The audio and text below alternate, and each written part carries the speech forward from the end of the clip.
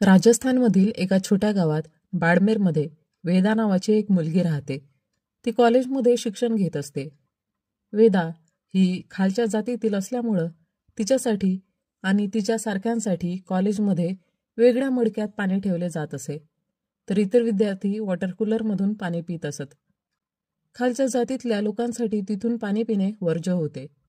लवकरच कॉलेजमध्ये boxing centre सुरू होणार होते.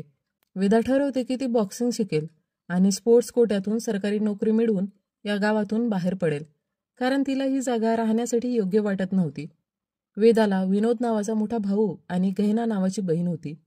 विनोदला आरती नावाची एक प्रेयसी होती, ज्याची माहिती गहिना आणि वेदालाच होती, पण घरच्यांना याबद्दल काहीच माहिती नव्हतं.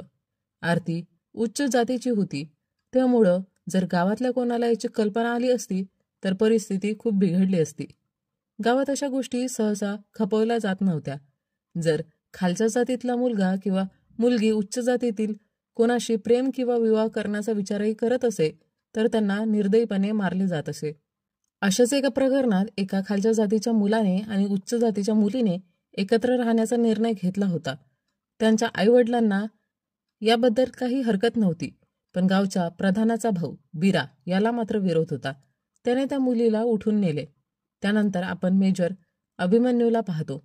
त्याला एका दहशतवाद्याला जिवंत पकडून आणायचे मिशन मिळते. तो डॉक्टरच्या वेशात त्या दहशतवाद्याच्या मुलीवर उपचार करायला जातो. मात्र दहशतवाद्याला समजतं की अभिमन्यू डॉक्टर नसून भारतीय लष्करातील अधिकारी आहे. त्यामुळं त्यांच्यात झटापट सुरू होते. अभिमन्यू आदेश न पाडता त्या दहशतवाद्याला ठार मारतो, कारण त्याने अभिमन्यूच्या पत्नीची निर्घृण हत्या केली होती, तिचा गळा चिरून. आदेश न पाडल्यामुळं अभिमन्यूचे कोर्ट मार्शल केले जाते. त्यामुळं तो आपल्या सासऱ्यांकडे राहायला जातो, जे बाडमेर गावातच राहत असत. त्याचे सासरे तिथे कॉलेजमध्ये प्राचार्य असतात. प्रधानाच्या शिफारसीने अभिमन्यूला बॉक्सिंग असिस्टंट म्हणून नोकरी मिळवून द्यावी असा विचार त्याचे सासरे करतात. ते अभिमन्यूला समजवतात की या ठिकाणी त्याने आपला अहंकार बाजूला ठेवावा. तेव्हाच अभिमन्यूला तलावाच्या काठावर एक बॅग सापडते, ज्यात एका मुलीचा मृतदेह असतो. ही तीच मुलगी असते जिला बिराने जबरदस्तीने उचलून नेले होते. गावात सगळ्यांनाच हे माहिती असतं की हे कशामुळं आणि कोणामुळं घडलं आहे, पण पोलीस आणि प्रशासन हा विषय दडपण्याचा प्रयत्न करत असतात. गावचा प्रधान इथे सर्व सामर्थ्यवान असतो. त्याच्या परवानगीशिवाय गावात काही घडत नाही. हे सर्व त्याच्या भावाने केले असल्याचे सर्वांना ठाऊक होते, पण माध्यमांसमोर तो सांगतो की हे जे काही घडले ते चुकीचे आहे आणि दोषींना लवकरात लवकर पकडले पाहिजे. तो जगासमोर समतेच्या गोष्टी करतो, पण प्रत्यक्षात त्याची विचारसरणी पूर्णतः भिन्न असते. दरम्यान बॉक्सिंग ट्रेनिंग सेंटर सुरू होते आणि अभिमन्यू तिथे असिस्टंट म्हणून काम करण्यास सुरुवात करतो. पहिली विद्यार्थिनी म्हणून वेदा जोशात तिथे पोहोचते. ती सेंटरच्या बाहेर आपली चप्पल काढून ठेवते आणि सर्वात आधी प्रवेश घेते. पण जसजसे बाकी विद्यार्थी येऊ लागतात तसे ती मागे ढकलली जाते. बाकी सगळे आपले बूट आणि चप्पल घालून सरळ आत प्रवेश करतात. यावेळी बिरा तिथे येतो आणि कोचसह इतर सगळे त्याच्या स्वागतासाठी धावतात. बिरा वेदाकडे पाहून म्हणतो, आता तू आमच्या समाजाच्या मुलांसोबत बॉक्सिंग शिकणार आहेस का? हे काम तुझं नाही. जा, झाडू घे आणि फरशी पुस.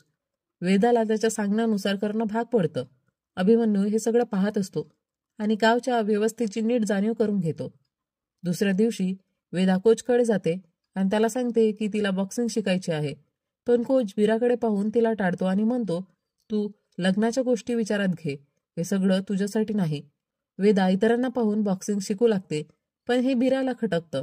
त्यामुळे कोच तिला बजावतो, हा खेळ खूप महागडा आहे, समजून घे आणि इकडून निघून जा. याच दरम्यान वेदाच्या वडिलांना कळतं की विनोदचे एका उच्च जातीच्या मुलीशी प्रेमसंबंध आहेत. त्यामुळं ते त्याला जोरात ओरडतात आणि मारतात सुद्धा. ते त्याला धमकी देतात, तुला कापून नदी नाल्यात फेकून दिले जाणार आणि कोणाला कळणारही नाही. तू खालच्या जातीत जन्मला आहेस आणि हीच तुझी खरी ओळख आहे. वडील आपल्या मुलाला गमावू इच्छित नव्हते, त्यामुळं ते त्याला समजावत होते. याच दरम्यान वेदा त्यांच्याकडे बॉक्सिंग फी साठी पैसे मागते आणि वडील तिच्या मागणीला होकार देतात. दुसऱ्या दिवशी वेदा कॉलेजला जात असते तेव्हा बिरा आणि त्याचे साथीदार तिचा रस्ता अडवतात. ते तिला स्कूटरवरून खाली पाडतात आणि तिची चेष्टा करतात, तू बॉक्सिंग शिकणार? त्यानंतर ते तिच्या पोटावर आणि तोंडावर जोरजोरात घाव घालतात. त्यामुळे ती रक्तबंबाळ होते. वेदाने जे फी म्हणून आणलेल्या नोट्स असतात त्या फाटून जातात. ती तशाच अवस्थेत अभिमन्यूकडे जाते. अभिमन्यू तिची अवस्था पाहून तिच्यावर आधी उपचार करतो. अभिमन्यूला सगळा प्रकार समजतो आणि त्याचा संताप अनावर होतो. तो आपला चेहरा झाकतो आणि बीरा व त्याच्या साथीदारांकडे जातो. त्यानंतर त्यांना खाली पाडून निर्दयपणे मारहाण करतो, जणू काही घाणेरडे कपडे स्वच्छ करत आहे. गावातल्या लोकांना कळतच नाही की बाडमेरमध्ये असा कोण आहे ज्याने त्यांच्यावर हल्ला करण्याची हिंमत दाखवली आहे. प्रधानाला अभिमन्यूवर संशय येतो. दरम्यान अभिमन्यू वेदाला त्याची बॉक्सिंग किट देतो. वेदा त्याला विनंती करते की त्यानेच तिला बॉक्सिंग शिकवावी. अभिमन्यू तिच्या डोळ्यातील जिद्द ओळखतो. तिला या क्षेत्रात काहीतरी करून दाखवायचे आहे आणि या गावात स्वतःचा बचाव करण्यासाठी तिला शिकण्याचीही गरज आहे. त्यामुळं तो तिला लपून छपून ट्रेनिंग द्यायला सुरुवात करतो. गावात बॉक्सिंग रिंग तयार केली जाते आणि उद्घाटनासाठी प्रधान स्वतः येतो. माध्यमांसमोर तो समतेच्या गप्पा मारत असतो. तेव्हा अभिमन्यू वेदाला त्याच्या समोर आणतो आणि सांगतो की हिला बॉक्सिंग शिकायची आहे. प्रधान बाहेरून लोकांसमोर आदरसन्मान आणि समतेच्या गप्पा मारत असल्याने त्याला हुकार द्यावाच लागतो. आतापर्यंत वेदा लपून छपून शिकत होती, पण आता ती उघडपणे ट्रेनिंग घ्यायला सुरुवात करते. लोक तिच्या खेळाकडे पाहून आश्चर्यचकित होतात, कारण ती खूप उत्तम खेळत असे. नंतर गावात होळीचा सण येतो. सर्व लोक आनंदाने नाचगाण्यात मग्न असतात. विनोद आणि आरती एकत्र काही वेळ घालवण्यासाठी एका कोपऱ्यात जातात, पण बीरा आणि त्याचे साथीदार त्यांना पाहतात. यानंतर प्रधानाच्या घरी बैठक बोलवली जाते. संपूर्ण गावासमोर विनोदच्या कुटुंबाला त्यांच्या डोक्यावर चप्पल ठेवून उभे केले जाते, जणू काही त्यांना अपमानित करण्यासाठी हा प्रकार घडत असतो. प्रधान म्हणतो, अस्पृश्यता आणि जातपातच्या व्यवस्थेचा मीही सन्मान करतो. मी हे नियम बनवलेले नाहीत. ही व्यवस्था वरूनच घडवली गेली आहे. जर पाप केले असेल तर शिक्षा द्यावीच लागेल. प्रधान विनोदला म्हणतो, जा त्या मुलीसमोर गुडघ्यावर बस आणि तुझे नाक जमिनीवर रगड. विनोदला ते करावं लागतं आणि संपूर्ण गाव ते पाहत असतं. वेदा गहनाला विचारते, शूद्र का पायात पडतो? गहना उत्तर देते, सगळी व्यवस्था आहे. वेदा म्हणते, मग आम्हाला कायद्याचा अभ्यास का शिकवतात? संविधानाच्या शब्दात का घ्यायला लावतात? थेट ही व्यवस्था समजून सांगायची नाही का? गहना उत्तर देते, हा सगळा ताकदीचा खेळ आहे. त्या पलीकडे काहीच नाही. पुढच्या दिवशी घरात पोलीस येतात आणि सांगतात, तुमच्या मुलाने आरतीला पळून नेले आहे. सांगा ती कुठे आहे? पोलीस संपूर्ण कुटुंबाला उचलून नेतात. त्याचवेळी प्रधान तिथे येतो आणि म्हणतो, जर तुझ्या मुलाला लग्न करायचं असेल तर आम्ही ते करून देऊ. त्याला परत बोलाव. संपूर्ण गावाला वाटतं की विनोदला ठार मारला जाईल, पण अचानक सर्वजण आनंदी होतात, कारण प्रधानाने आता लग्नाला मान्यता दिली होती. लग्नाच्या दिवशी सर्वांना वाटतं की प्रधान आशीर्वाद द्यायला आला आहे, पण अचानक तो आरती आणि विनोद दोघांनाही ठार मारतो. तो त्यांच्या 2 बहिणींनाही मारण्याचा प्रयत्न करतो, पण वेदा आणि गहना पळून जातात आणि एका ठिकाणी लपतात. वीरा त्यांचा पाठलाग करत असतो.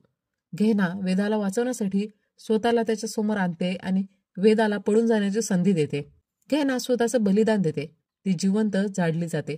वेदा पळून जाते आणि थेट अभिमन्यूकडे जाते, कारण तोच एक होता ज्याच्यावर तिला विश्वास होता. अभिमन्यू वेदाला घेऊन प्रधानसमोर जातो आणि म्हणतो, जर उच्च जातीतील मुलगी बाडमेरची मुलगी होऊ शकते तर वेदा का नाही? प्रधान उत्तर देतो, ती बाडमेरची मुलगी आहे. तिला शिवणकाम, भरतकाम, शिक्षण जे काही हवं असेल ते देऊ. पण जर व्यवस्थेच्या सन्मानाला ठेच पोहोचली तर ती आमची स्वतःची मुलगी असली तरीही तिला जाळलं जाईल. अभिमन्यू शांतपणे उत्तर देतो, मला वाद घालायला येत नाही, पण युद्ध करायला येतं. तुमच्याकडे 2च पर्याय आहे, शांतता किंवा युद्ध. वेदा आणि अभिमन्यू आता गावात थांबू शकत नव्हते, कारण त्यांचा जीव धोक्यात होता. वेदाचे आई वडील जिवंत होते आणि त्यांना समजलं की वेदा ही अजून जिवंत आहे. त्यामुळे वेदा आणि अभिमन्यू तिच्या काकाजींच्या घरी जाण्याचा निर्णय घेतात. तिचा मामा दुसऱ्या गावात राहत असतो. वेदाचे सासरे आणि तिचे प्रशिक्षक कोच अभिमन्यूच्या पाठीशी उभे राहतात. अभिमन्यू आपल्या पत्नीला वाचू शकला नव्हता, पण आज त्याच्याकडे कोणाचा तरी जीव वाचवण्याची संधी होती.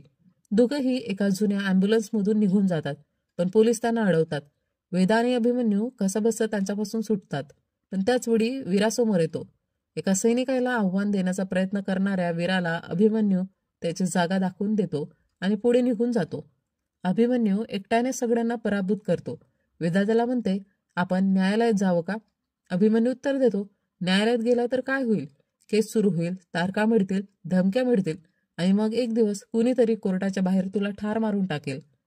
वेदा म्हणते, न्यायालयात गेल्यावर निदान आशा तरी मिळेल आणि तेच पुरेसं आहे. अभिमन्यूच्या पत्नीला राशीला एका गुप्त मिशनसाठी निवडण्यात आलं होतं.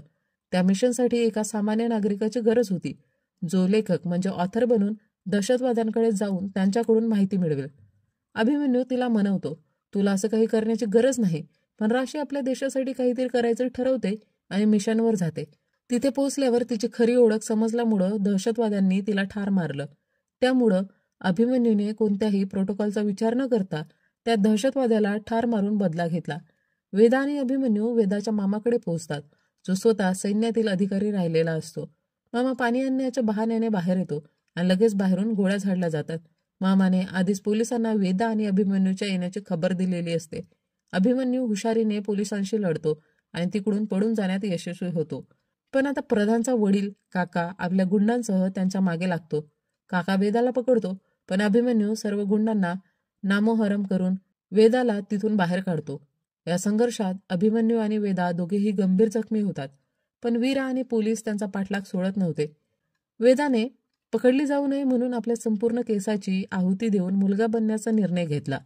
एका मुलीच्या आयुष्यात केसाचं खूप महत्त्व असतं, पण स्वतःचा जीव वाचवण्यासाठी वेदाला हे बलिदान द्यावं लागलं. लपून छपून वेदाचे वडील तिला भेटायला येतात. वेदाची अशी अवस्था पाहून त्यांना प्रचंड दुःख होतं. वेदा ठामपणे म्हणते, आता मी थेट हायकोर्टात जाईन. तिचे वडील विचारतात, तिथे जाऊन काय करशील? वेदा म्हणते, आर्टिकल 46 आणि 22 अंतर्गत 3 सदस्यीय खंडपीठ बसू शकतं. सेक्शन 231A नुसार FIRची गरज नसते. दलित हक्कांसाठी सेक्शन 129 लागू होतो. तिचे वडील म्हणतात, तू एकटी काही करू शकणार नाही. माझा एक मित्र आहे, तू तिथे निघून जा आणि जर हे लोक तुझ्यापर्यंत पोहोचले तर हे घे ब्लेड. वेदा आश्चर्याने म्हणते, माझाच बाप मला ब्लेड देतोय जेणेकरून मी त्या उच्च जातीय गिधाडांच्या तावडीत सापडू नये. तिचे वडील गंभीरपणे उत्तर देतात, तू काहीही कर, पण या लढाईत तुझी हार निश्चित आहे. वेदा ठामपणे उत्तर देते, हार झाली तरी चालेल, पण मी लढून हरायला तयार आहे. जर हरले तर समजा तुमच्या ब्लेडचा उपयोग झाला. इतक्यात वीरा अचानक हल्ला करतो आणि अभिमन्यू आणि वेदाला पकडतो. वेदाचे हातपाय बांधले जातात, पण आता वेदा पूर्वीसारखी घाबरणारी नव्हती. ती संधी बघून आपल्या वडिलांनी दिलेल्या ब्लेडने वीरावर हल्ला करते. अभिमन्यू स्वतःला मोकळं करून उरलेल्यांशी लढतो. वेदा वीरावर वारंवार घुसे मारत तिच्यावर झालेल्या सगळ्या अत्याचाराचा बदला घेते. त्याचवेळी प्रधान आणि काका वीराला शोधत तिथे पोहोचतात. अभिमन्यू आणि वेदा वीराला एका स्फोटकासमोर अशा स्थितीत ठेवतात की कोणीही दार उघडले तर स्फोट होईल, आणि तसंच होतं. कोणीतरी दार उघडताच भीषण स्फोट होतो आणि वीरा संपतो. प्रधान ओरडतो, सगळे मार्ग मोकळे करा. आता या अभिमन्यूसाठी आम्ही चक्रव्यूह रचू. अभिमन्यू आणि वेदा कोर्टात पोहोचतात, पण तिथेही प्रधान आणि काका गुंडांच्या सैन्यासह पोहोचतात आणि थेट गोळीबार सुरू करतात. अभिमन्यू प्रतिकार करतो आणि काही गुंडांना ठार करतो. तो वेदाला सांगतो, तू पुढे जा, न्यायाधीशांपर्यंत पोहोच, मी यांना थांबवतो. अभिमन्यूला गोळी लागते, पण तरीही तो हार मानत नाही. तो एक सैनिक होता आणि सैनिक कधीच हार मानत नाही. जखमी असूनही तो सडेतोड प्रतिकार करत राहतो. अखेर सगळे गुंड एकत्र येऊन त्याला मारहाण करतात आणि तो गंभीर जखमी होतो, पण तरीही तो प्रधानाला गोळी घालण्यात यशस्वी होतो. काका वेदाला घेरतो आणि तिला ठार मारण्याच्या तयारीत असतो, पण त्याचवेळी अभिमन्यू शेवटचा जोर लावून काकाला छतावरून खाली फेकतो. अभिमन्यूच्या अंगात आता जराही प्राण शिल्लक नव्हता, पण तरीही तो उभा होता वेदाला वाचवण्यासाठी. तेव्हाच प्रधान अभिमन्यूला गोळी मारतो आणि तो जमिनीवर कोसळतो. वेदा न्यायाधीशांसमोर पोहोचते आणि आपल्या साऱ्या समस्या मांडत म्हणते, आर्टिकल 226 आणि सेक्शन 482 CRPC अंतर्गत माझ्या प्रकरणाची सुनावणी घ्यावी. बाहेरून प्रधान मोठ्याने हसत म्हणतो, तिथे प्रवचन देऊन काही मिळणार नाही. हे सृष्टीचे नियमन आहे आणि काहीच बदलणार नाही, कारण हे नियम कायदे मीच बनवले आहेत. वरचा देव काय करणार आणि हे जज काय करणार? वेदा उत्तर देते, सगळे हेच म्हणतात की जज काय करणार.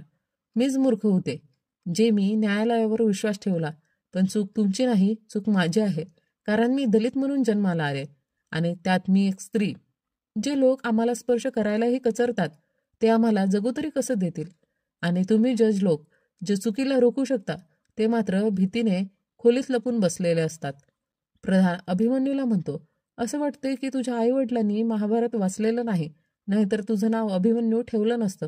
कारण अभिमन्यू चक्रव्यूहात अडकतो, पण त्यातून बाहेर पडू शकत नाही. प्रधान वेदाकडे जात असतो, पण अभिमन्यू त्याचा पाय धरतो. वेदा म्हणते, माझी मागणी फार मोठी नाही, मला फक्त माझा हक्क हवा आहे. जगण्याचा हक्क, सन्मानाने जगण्याचा हक्क, मोकळ्या श्वासाचा हक्क. माझ्या बहिणीला फक्त हसायचं होतं, माझ्या भावाला फक्त प्रेम करायचं होतं, आम्हाला फक्त जगायचं होतं. ते पाहून एक जज धैर्य दाखवते, भीती झटकून उभी राहते आणि या प्रकरणाची सुनावणी करण्याचा निर्णय घेते.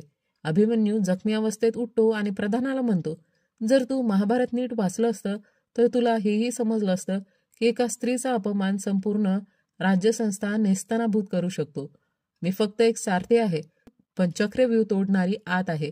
ती एकटी तुझं हे फसवं राज्य जाडून राख करेल. प्रधान विचारतो, हे सगळं करून तुला काय मिळालं? अभिमन्यू हसत उत्तर देतो, जीव घेऊन जे मिळवलं नाही ते जीव वाचून मिळालं, ती म्हणजे शांती. प्रधान अभिमन्यूला मारण्यासाठी बंदूक उचलतो, पण अभिमन्यू शेवटच्या उरलेल्या ताकदीने त्यालाच गुढी घालतो आणि त्याला नरकाच्या दिशेने पाठवतो. अभिमन्यूचा प्राण जातो, पण त्याने वेदाला तिच्या मंजिलपर्यंत पोहोचवलं. तो अखेरच्या क्षणापर्यंत तिच्या हक्काच्या लढाईत सोबत राहिला. शेवटी उलगडतं की ही कहाणी 2007च्या मनोज बबली प्रकरण आणि 2011च्या मीनाक्षी कुमारी प्रकरण यावर आधारित आहे. 2011 मध्ये सुप्रीम कोर्टाने यावर ऐतिहासिक निकाल दिला, ज्यात अशा जातपंचायतींना कंगारू कोर्ट म्हटलं गेलं आणि त्यांना पूर्णपणे बेकायदेशीर ठरवून कठोर कारवाईचे आदेश दिले. ही वस्तुस्थिती आहे की वेदांनी जातीव्यवस्था निर्माण केली, पण वेदांमध्ये सर्व माणसांसाठी एकच जात सांगितली आहे. पुढचं वर्गीकरण फक्त व्यवसायाच्या आधारावर झालं, ज्याला वर्ण म्हटलं गेलं. सत्याचं दर्शन घडवत ही कहाणी इथे संपते. वेदा ही अभिमन्यू आणि वेदाच्या संघर्षाची कथा आहे, जिथे एका दलित मुलीचा आवाज संपूर्ण व्यवस्थेला हादरवतो. वेदा आणि अभिमन्यू अन्यायाविरुद्ध उभे राहतात, पण त्यांना सत्ताधाऱ्यांचा विरोध सहन करावा लागतो. अभिमन्यू आपल्या प्राणांची आहुती देऊन वेदाला न्यायालयात पोहोचवतो, जिथे ती निर्भीडपणे न्यायाची मागणी करते. ही कहाणी फक्त एका वेदाची नाही, ती प्रत्येक वेदाची आहे, जे अन्यायाविरुद्ध लढते. जात, लिंग आणि सामाजिक व्यवस्थेच्या बंधनावर मात करून मानवी हक्क आणि न्याय मिळवण्यासाठी ही लढाई सुरूच राहील. हा चित्रपट 2007च्या मनोज बबली आणि 2011च्या मीनाक्षी कुमारी प्रकरणावर आधारित असून सामाजिक अन्यायाविरुद्ध संघर्षाचा ठोस संदेश देते. न्याय मागायचा नसतो, तो मिळवायचा असतो.